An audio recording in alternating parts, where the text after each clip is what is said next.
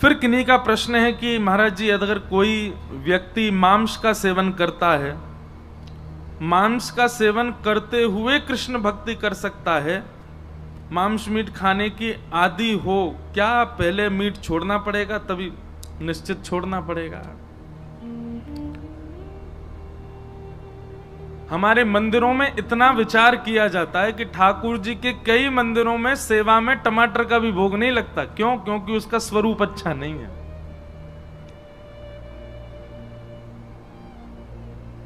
हमारे वल्लभ कुल संप्रदाय में सारे राग गाए जाते हैं, पर वल्लभ कुल में दरबारी राग नहीं गाया जाता। क्यों? क्योंकि दरबारी राग राजाओं के यहां गाया जाता था, दरबारों में गाया जाता है। इतना सूक्ष्म विचार करते हैं ठाकुर जी के प्रस्तुति में, सेवा में, भोग में, सामग्री में, सब चीज में इतना भाव रखा जाता है। तो फिर मानव शुद्ध क्यों ना हो? अरे कोई मांस भक्षण करता है तो निश्चित है उसके चित्त में कहीं ना कहीं क्रूर स्वभाव विद्यमान है, और क्रूर स्वभाव राक्षस का होता है, और राक्षस कभी ठाकुर जी को प्राप्त नहीं कर सकते। और एक बात हमारी बहुत ध्यान से सुनिए, किसी को पाने के लिए कुछ त्यागना पड़ता है। प्रेम का यह स्वरूप है। सर्वगुण संपन्न होकर के और सारी व्यवस्थाओं में रह करके अगर आप किसी को पाना चाह रहे हो तो वो प्रेम नहीं है। प्रेम में तो कुछ ना कुछ त्याग किया जाता है, तभी मिलता है। मैं कथाओं में कहा करता हूं कि जब ब्याह होता है तो पति अपनी पत्नी के अनुसार कई त्याग करता है जीवन में, कि भाई उसको ये प्रिय नहीं तो मैं ऐसा ना करूं। पत्नी अपने पति के लिए त्याग करती है, और पति पत्नी एक दूसरे के लिए ना भी करें तो पति पत्नी अपने बच्चों के लिए त्याग करते हैं, बच्चे माता पिता के लिए त्याग करते हैं। मांस तो बहुत ऊंची कोटि की बात हो गई, यहां तो प्याज लहसुन तक का त्याग कर देते हैं। अरे हमारे यहां तो शास्त्रों में इतना भी वर्णन है कि ठाकुर जी को भोग लगाने के बाद जब आप पाओ और आपको तब अनुभव हो कि भाई सब्जी में तो नमक ही कम रह गया और दाल में तो मिर्च ज्यादा पड़ गई, तो उसके बाद यदि आप सुधार कर रहे हो तो भी अपराध माना जाएगा। ठाकुर जी ने जैसा पायो वैसे ही पाओ, उसको सुधारो नहीं। उसमें ऊपर से नमक नींबू, अब लोग चटपने के लिए सब करते हैं, पर ठाकुर जी को जैसी वस्तु धराई गई वैसी स्वीकार। और रही बात ये जो जिनका भी ये प्रश्न है, भगवान करे कि कम से कम ये ब्रजवासी तो नहीं हो जो ये मांस खा रहे हैं।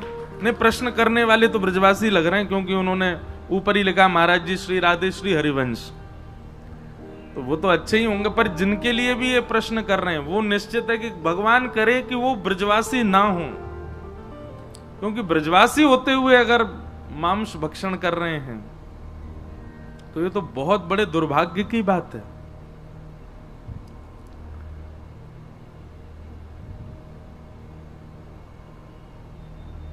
जो व्यक्ति जमीन पर पड़ा है ना, वो कितनी भी करवटें ले ले गिरेगा नहीं, क्योंकि पहले ही गिरा पड़ा है। पर जो बिस्तर पर सोया होता है वो करवट ले तो नीचे गिर जाता है। हम सब ब्रजवासी हैं, हमारो जन्म ब्रज में भयो, मतलब पहले ही हमको बिस्तर मिल गयो है। अब अगर हम कोई अपराध करेंगे तो ऐसे गिरेंगे, चोट और लगेगी। बाहर का व्यक्ति कुछ भी करे उसको इतने अपराध नहीं लगेंगे, पर हम अगर कोई चूक करते हैं ना तो हमको अपराध निश्चित है, लगेगा ही लगेगा। और तीसरी बात, मांस भक्षण करने वाला व्यक्ति निश्चित रूप से तामसी स्वभाव का होगा ही होगा। उसके बौद्धिक विचार, उसके मानसिक विचार, अरे जो इतना नहीं कर पा रहा कि मैं किसी जीव को नहीं खाऊं, जीव के प्रति दया का भाव नहीं, वो ठाकुर जी की सेवा कैसे कर सकता है? मांस भक्षण करने वाला व्यक्ति ठाकुर जी की आराधना केवल अपने सुख के लिए करता होगा, संपत्ति के लिए करता होगा, अपनी कोई चाह के लिए करता होगा। स्वच्छंद प्रेम लक्षणा भक्ति का स्वरूप मांस भक्षी जीव कर ही नहीं सकता।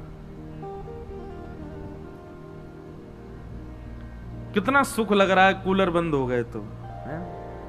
ऐसा लग रहा हो कि बंद ही रहे। आवाज कम, यहां वाले इनको तो चल लो अभी, क्योंकि आवाज थोड़ी कम हो गई ना, हमको थोड़ा जोर लगा के बोलना पड़ रहा है, लेकिन ठीक है। तो मांस भक्षण के बाद आप ठाकुर जी की सेवा आराधना नहीं कर सकते। अच्छा एक बात और है, हम ऐसा कहते हैं कथा में अगर लाइट चली जाए तो समझ जाओ कि ठाकुर जी आए हैं। क्यों? ठाकुर जी को तेज इतनो है कि ठाकुर जी के तेज को ये सहन नहीं कर पाए, हमारे बंद है गए। तो कहीं ना कहीं कुछ ना कुछ, ठाकुर जी नहीं तो कोई सखी आई होंगी, कोई वृंदावन के कोई आचार्य आए होंगे, कोई तो आए हैं, तभी ये जो फ्लक्चुएशन हो, कभी लाइट कट जाए, कभी कुछ हो जाए। तो हम तो कथा में यही मानते हैं कि ठाकुर जी कोई निधि आई कथा में। तो मांस भक्षण करने वाला व्यक्ति, और उसमें भी आपने कहा कृष्ण भक्ति तो बिल्कुल ही नहीं कर पाएगा। वो पूजा कर सकता है, भक्ति नहीं कर पाएगा। उसका स्वभाव, उसका स्वरूप, और ऐसी कैसी कृष्ण भक्ति कर रहा है कि कृष्ण भक्ति करने के बाद भी उसके चित्त से मांस सेवन की इच्छा ना नष्ट हो। अरे महाराज, कृष्ण भक्ति तो ऐसी है कि वो पहनना ओढ़ना भी छुड़वा देती है। कृष्ण भक्ति तो ऐसी है, रातों की नींद उड़ा देती है। कृष्ण भक्ति तो ऐसी है कि जीव के चटोरेपन, नेत्रों के दर्शन, कानों के सुंदर संगीत सुनने की इच्छा, ये सब धीरे धीरे सम होती चली जाती है। कृष्ण भक्ति हमारे जीवन में आई है, इसका प्रमाण क्या है? आप अंतर्मुखी होते चले जाओगे। बाहरी संसार की योजनाएं, बाहरी संसार की वस्तुओं में ज्यादा मन नहीं लगेगा आपका।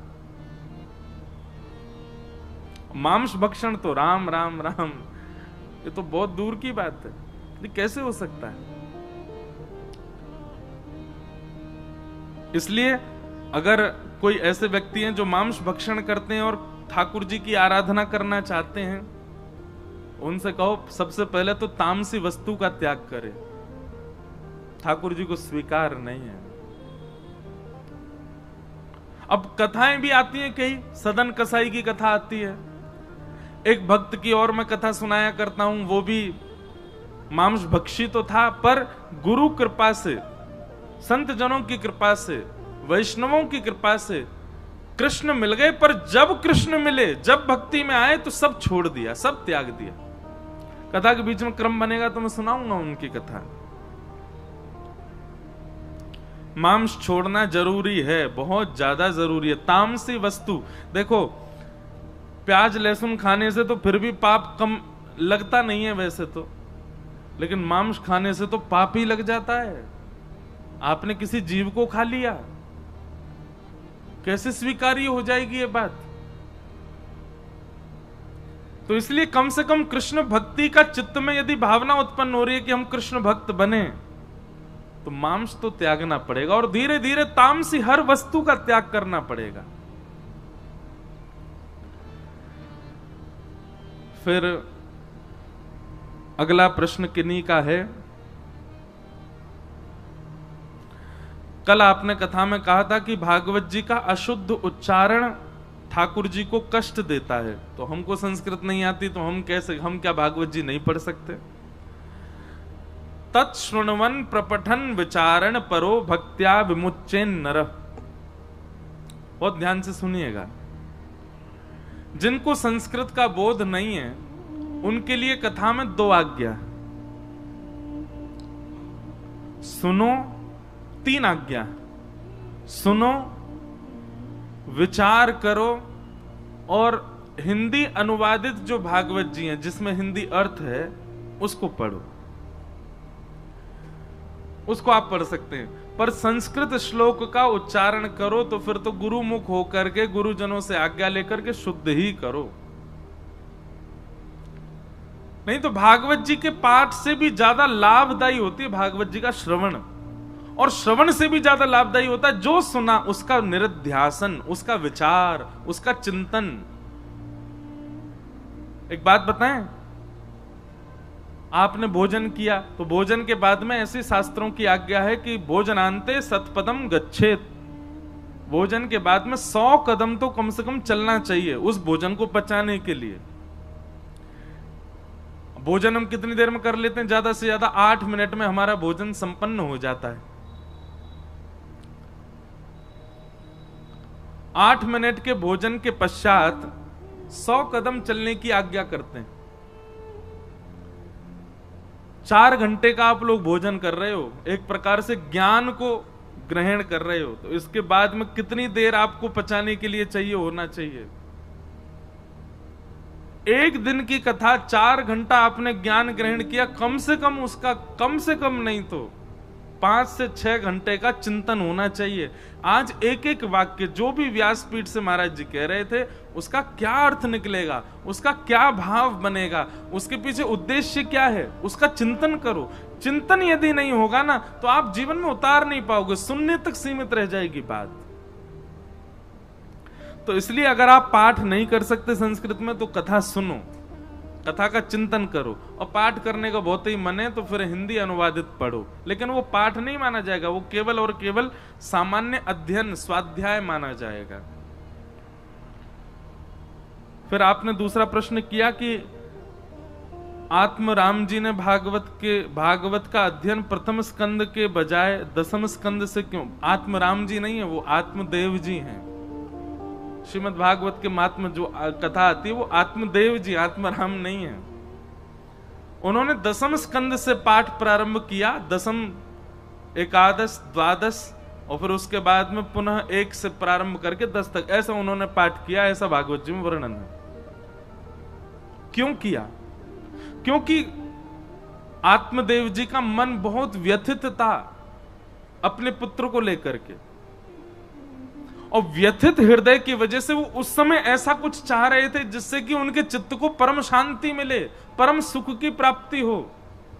और श्रीमद् भागवत में परम शांत, परम सुख, परम आनंद प्रदायन तो तब होता है जब ठाकुर जी प्रकट होते हैं, और वो दसम स्कंद में होते हैं। तो इसलिए श्री आत्मदेव जी ने अपने हृदय को पहले शांत करने के लिए, क्योंकि अशांत हृदय को यदि ज्ञान प्रदान करोगे तो अशांत हृदय और ज्यादा व्यथित हो जाएगा, स्वीकार नहीं कर पाएगा।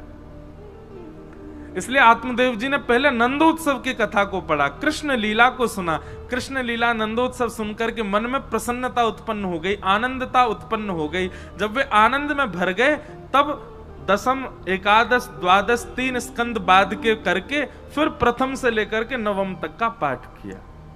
इसलिए आत्मदेव जी ने पहले दसम स्कंद का पाठ किया। फिर आपका तीसरा प्रश्न है, महाराज जी अगर कथा में आने का बहुत मन हो तो क्या हम माता पिता से झूठ बोल करके या बिना बताए आ सकते हैं, क्योंकि वे आज्ञा नहीं देते?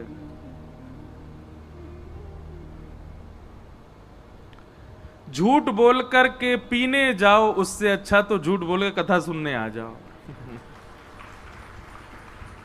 झूठ बोल करके खाने जाओ, झूठ बोल करके डोलवे जाओ, उससे अच्छा तो कथा में आ जाओ। अच्छा एक बात बताएं, भक्त को कैसा होना चाहिए? जैसा एक व्यसनी व्यक्ति व्यसन के लिए होता है ना, ऐसा ही भक्त को ठाकुर जी के लिए होना चाहिए।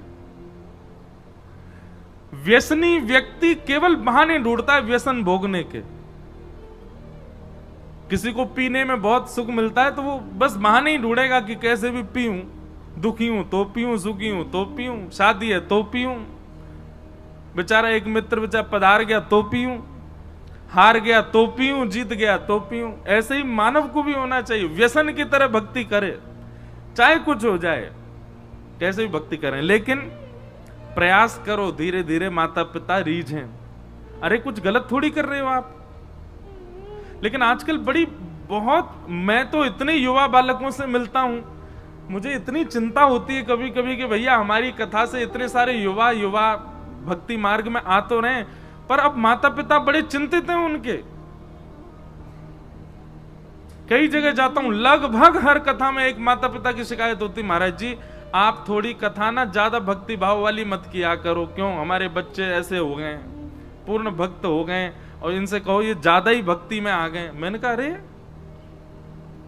शुक्र मनाओ, पी करके कहीं पड़े तो नहीं है, शुक्र मनाओ, कुछ गलत खाते तो नहीं है, गलत व्यवहार तो नहीं करते, किसी के साथ छल तो नहीं कर रहे, कपट तो नहीं कर रहे, किसी का बुरा तो नहीं कर रहे, किसी के हक का खा तो नहीं रहे, किसी से झूठ तो नहीं बोल रहे, किसी के हृदय के साथ में खिलवाड़ तो नहीं कर रहे।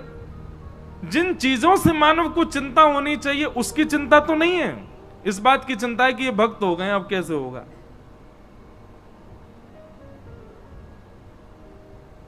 क्षमा कीजिएगा, अगर आपको इस बात की चिंता है, माता पिताओं को बोल रहे हैं, इस बात की चिंता है कि हमारा बालक भक्त हो गया, अब कैसे चलेगा, तो निश्चित ही आपके ऊपर कलयुग का बहुत बड़ा प्रभाव है। इसीलिए ऐसी सुगम स्थिति में भी आपको अपने बालक की चिंता कैसे हो सकती है। लोग बात कहते हैं कि थोड़ा बहुत महाराज जी आज के परिवेश में भी रहना चाहिए ना, आज के अनुरूप भी रहना चाहिए, कलयुग के प्रभाव से भी थोड़ा प्रभावित होना चाहिए। एक बात ध्यान पूर्वक सुनिएगा, ये थोड़ा प्रभाव और कम प्रभाव और ज्यादा प्रभाव नहीं होता, दो ही होते हैं, या तो पूरा प्रभाव या फिर बिल्कुल नहीं। ये थोड़ा इधर थोड़ा उधर ये वाला काम नहीं चलता है। यहां पे कभी कभी पी लेते हैं, वैसे तो हम खूब भक्त हैं, कभी कभी चल जाता है काम। ये कभी कभी वाला, ये थोड़ा थोड़ा और कम वाला काम नहीं होता है। यहां पे अगर कलयुग का प्रभाव होगा तो तनिक से भी अधिक हो जाएगा। आपने एक जगह भी कलयुग को स्वीकार किया तो पूरा पूरा कलयुग आपके पास आएगा, पूरे परिवार के साथ आएगा। इसलिए यदि कोई वैष्णव भाव में आ रहा है तो आप चिंतित मत होइए। और दूसरी बात हमारी बहुत ध्यान से सुनिएगा, वैष्णव भाव में आप अपनी इच्छा से नहीं आते, बच्चे अपनी इच्छा से नहीं आते, किसी वक्ता के सुनाने से नहीं आते। हम तो हजारों लाखों लोगों को कथा सुना रहे हैं, सभी वैष्णव क्यों नहीं हो रहे? हजारों लोगों में से गिनती के 4 या 5 बालक वैष्णव बन रहे हैं। इसका मतलब क्या है? वो अपनी इच्छा से वैष्णव नहीं बने, मेरी कथा सुन के वैष्णव नहीं बने, आपकी इच्छा से वैष्णव नहीं बने। किशोरी जी चाहती हैं वही वैष्णव बनता है, ठाकुर जी जिसको स्वीकार करते हैं वही वैष्णव मार्ग में आता है। रावण सब जानता था, सारे वेद पुराण सब पता थे उसको, संस्कृतज्ञ था, महादेव का रोज अभिषेक करता था, सब कुछ जानते हुए वैष्णव नहीं बन पाया। और वहीं जटायु जो एक मानव भी नहीं है, एक पक्षी के स्वरूप में है, लेकिन राम जी ने स्वीकार किया, बन गया वैष्णव। ठाकुर जी ने अपने हाथ से उसका अंतिम संस्कार किया। तो ये बात कहीं लिख लीजिए, हम तो खूब कथा में कहते हैं, एक बार भी यदि ठाकुर जी आपको प्रिय लग गए हैं, एक बार भी ठाकुर जी की कथा में 1 मिनट भी आपका मन लग गया है, भगवान का संकीर्तन कोई बढ़िया लग गया है, किसी भी रूप से वृंदावन वासी आपको प्रिय लग गए हैं, ठाकुर जी का प्रसाद प्रिय लग गया है, तो बस ये समझ जाना वो आपको प्रिय नहीं लगा है, उस समय ठाकुर जी को आप प्रिय लग गए हो, आप ठाकुर जी को भा गए हो, इसीलिए आपके चित्त में ऐसा भाव आ रहा है। तो भैया माता पिताओं से हमारी हाथ जोड़ के प्रार्थना, बच्चों की बिगड़े ना इसकी चिंता करो। हमारे बच्चे भक्त बन रहे हैं इसकी चिंता मत करो, कथा सुनने जा रहे हैं इसकी चिंता मत करो। हाँ, बच्चों से भी हमारी प्रार्थना कि कहीं एग्जाम से बचने के लिए कथा में आ रहे हो, अपनी पढ़ाई लिखाई कर्मों से बचने के लिए आ रहे हो, तो भैया ने थोड़ा सा अपराध है, इसका कोई पाप नहीं लगेगा, लेकिन पहले अपना वो क्रिया जो है उसको पहले पूरी कर लो।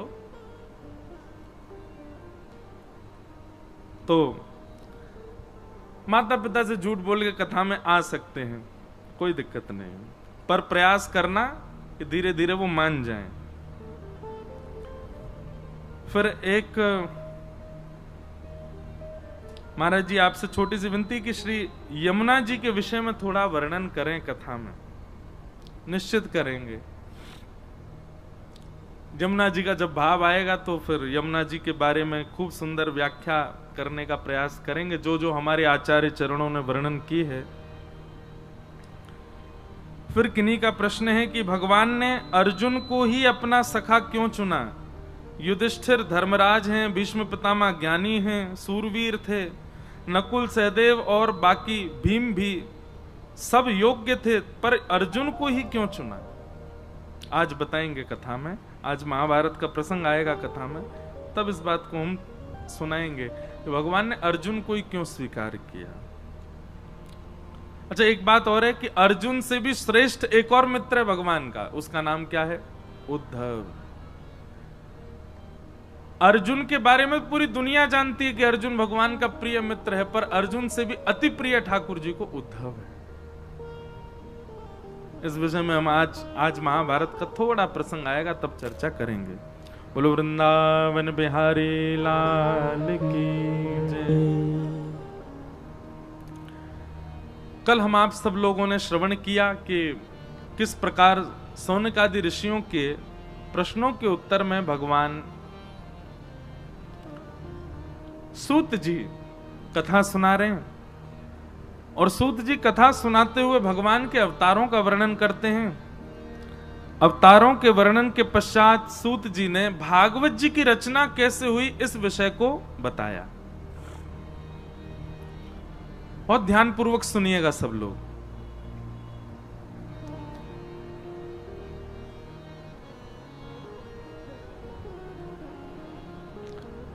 वेदव्यास जी महाराज ने अनेक पुराण लिखे, 4 वेद लिखे, महाभारत जैसा इतिहास लिखा, लेकिन ये सब लिखने के पीछे एक ही उद्देश्य था, मेरा और आप सबका कल्याण। लेकिन इतना लिखने के बाद भी वेदव्यास जी के चित्त को प्रसन्नता नहीं थी कि मैंने जो लिखा है वो उचित है। तब वेदव्यास जी महाराज विचार करने लगे, मैं क्या लिखूं, ऐसा क्या वर्णन करूं जिससे मेरे मन में ऐसी भावना आए कि हां, इससे मानव कल्याण होगा। जैसे गोस्वामी तुलसीदास जी महाराज मानस में लिखते हैं, मैंने मानस जी की रचना किस लिए की? बोले स्वांतः सुखाय तुलसी रघुनाथ गाथा, अपने सुख के लिए। क्योंकि यह बात निश्चित है, जब आप सार्वलौकिक सुख की बात करते हैं उस समय यदि आप अपनी क्रिया से स्वयं प्रसन्न नहीं हो तो सार्वलौकिक प्रसन्नता नहीं हो सकती, सर्वजन्य प्रसन्नता नहीं हो सकती। अब जैसे सामान्य सी बात है, माताएं बहनें यहां बहुत संख्या में बैठी हैं, जब आप प्रसाद बनाते हैं, भोग बनाते हैं घर में, यदि भोग बनाते समय आपका मन प्रसन्न नहीं है, मसाले कितने भी डाल लो, भोग स्वादिष्ट बनेगा नहीं। और यदि प्रसन्न भाव में आप प्रसाद बनाओगी, सामान्य सी खिचड़ी बनाओ, केवल नमक नींबू और सामान्य सी खिचड़ी बना दो, कोई ज्यादा मसाले नहीं, लेकिन खूब प्रसन्नता में बनाओ, खूब आनंद में बनाओ। 2 ही चीज होंगी, या तो बहुत अच्छी बनेगी या जल जाएगी। बहुत प्रसन्नता में 2 ही काम होते हैं, या तो बने ही नहीं पाएगी या फिर बहुत बढ़िया बनेगी। वेदव्यास जी महाराज रचनाएं तो कर रहे हैं मानव कल्याण के लिए, लेकिन अपनी रचना से स्वयं ही प्रसन्न नहीं थे। इतने सारे ग्रंथ, कितने ग्रंथ लिखे वेदव्यास जी ने? अनेक हैं, लेकिन कुछ सुनो। 17 उपपुराण, 17 महापुराण, 18 उपपुराण, ऋग्वेद, यजुर्वेद, सामवेद, अथर्ववेद, ये सब लिखते चले गए। महाभारत आदि ग्रंथ सब वेदव्यास जी ने लिखे, लेकिन मन को शांति नहीं थी। तब वहां नारद जी का आगमन हुआ, और नारद जी महाराज भ्रमण करते हुए आए, वेदव्यास जी से पूछा, आप क्यों इतने अशांत बैठे हैं, क्या बात है?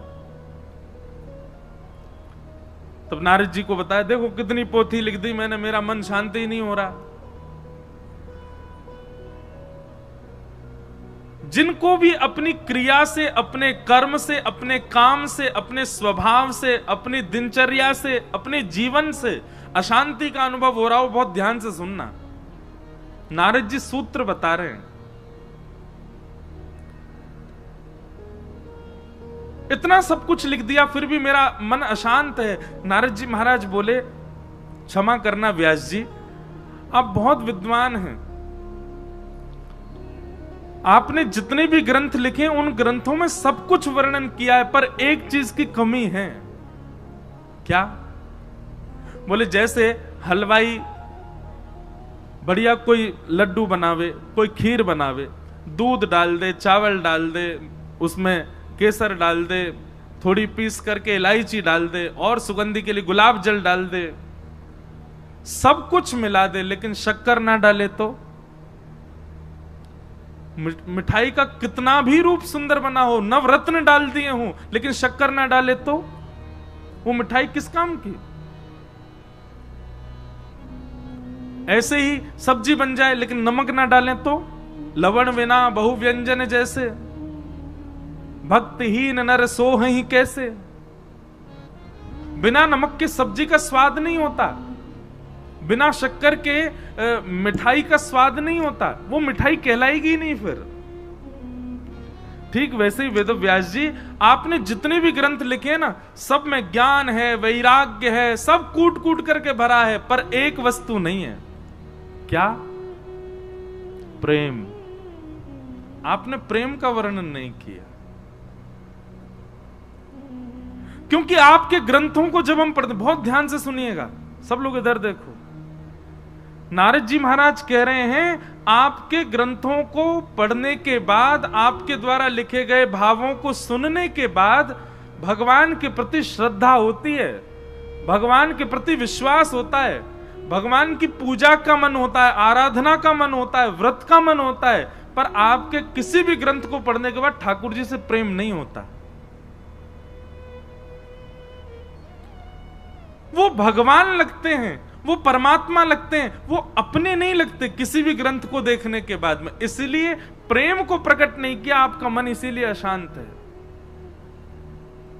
व्यास जी, यदि आप चाहते हैं कि आपके चित्त को शांति मिले, ठौर मिले, तो ऐसी कोई रचना करो जिसको सुनने के बाद, जिसको पढ़ने के बाद, जिसके अध्ययन के बाद सुनने पढ़ने वाला व्यक्ति, बोलने वाला व्यक्ति भगवान को भगवान ना मान करके, परमात्मा को परमात्मा ना मान करके अपना कोई माने, ये मेरे हैं, उनके प्रति प्रेम प्रकट करे। चार पुरुषार्थ होते हैं, धर्म, अर्थ, काम और मोक्ष।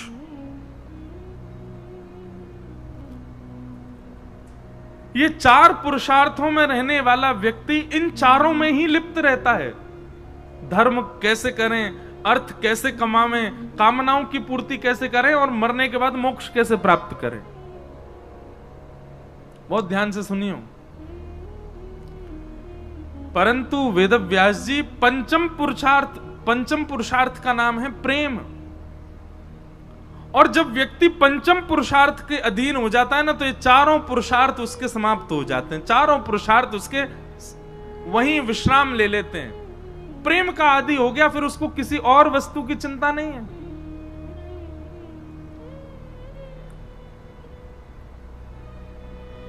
मीराबाई प्रेम की अधिकारी हो गई, और जब प्रेम के मार्ग में इतनी आगे बढ़ गई, तो उनके लिए फिर कोई नियम नहीं, उनके लिए कोई धर्म नहीं, उनके लिए कोई शास्त्र नहीं, उनके लिए किसी भी प्रकार का कोई आज्ञा नहीं थी। वो सब चीज से परे हो गई। अब देखा जाए तो माता पिता को छोड़ करके रहना, विवाह होने के बाद भी ससुराल से परे रहना, ये सब शास्त्र विरुद्ध है। लेकिन मीराबाई की प्रेम की स्थिति इतनी ऊंची पहुंच चुकी है कि अब उनके लिए कोई नियम नहीं है।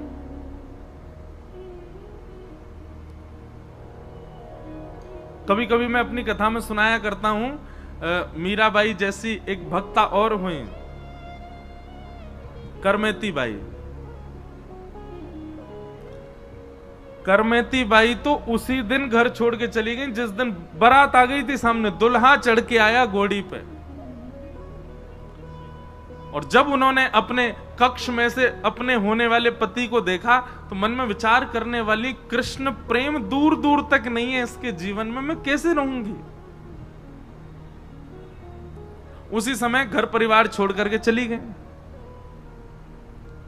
अब देखा जाए तो शास्त्र की माने तो यह महा अपराध था, ये जघन्य पाप है।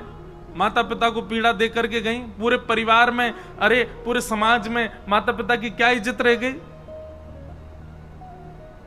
लेकिन करमेती बाई जब वृंदावन पहुंची तो स्थिति इतनी ऊंची थी मीरा करमेती बाई की, कि करमेती बाई के प्रसंग में एक भाव आता है कि जब उनको ढूंढने के लिए लोग लगाए गए तो उनसे छिपने के लिए, बचने के लिए करमेती बाई ने सोचा किसी वृक्ष पर चढ़ जाऊंगी तो भी ढूंढ लेंगे, कहीं पहाड़ों के पीछे जाऊंगी तो भी कहीं ना कहीं से खोज तो लेंगे, ऐसी कोई जगह जाऊं जहां कोई मुझे ना ढूंढे। दौड़ते दौड़ते उनको तभी दिखाई दिया एक मरा हुआ 3 दिन पुराना ऊंट। और ऊंट का शरीर खूब विशाल होता है, पेट भी खूब उसका 3 दिन से मरा हुआ था तो और ज्यादा फूल गया था उसका शरीर। आप विश्वास मानेंगे, करमेती बाई उस ऊंट के कंकाल के भीतर 3 दिन तक छुपी रही।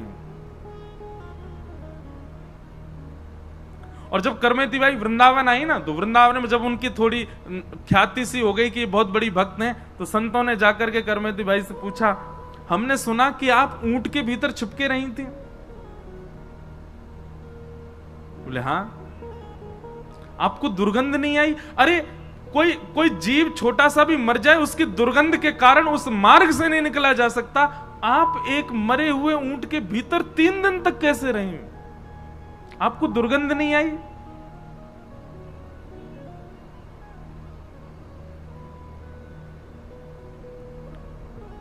करमेती बाई का उत्तर बहुत सुंदर था।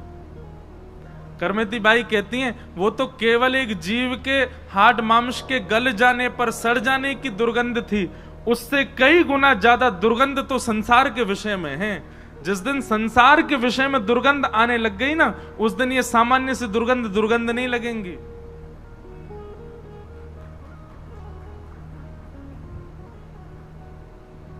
अभी संसार में हमको बहुत सुगंधी लगती है और छिड़की भी जा रही है पीछे।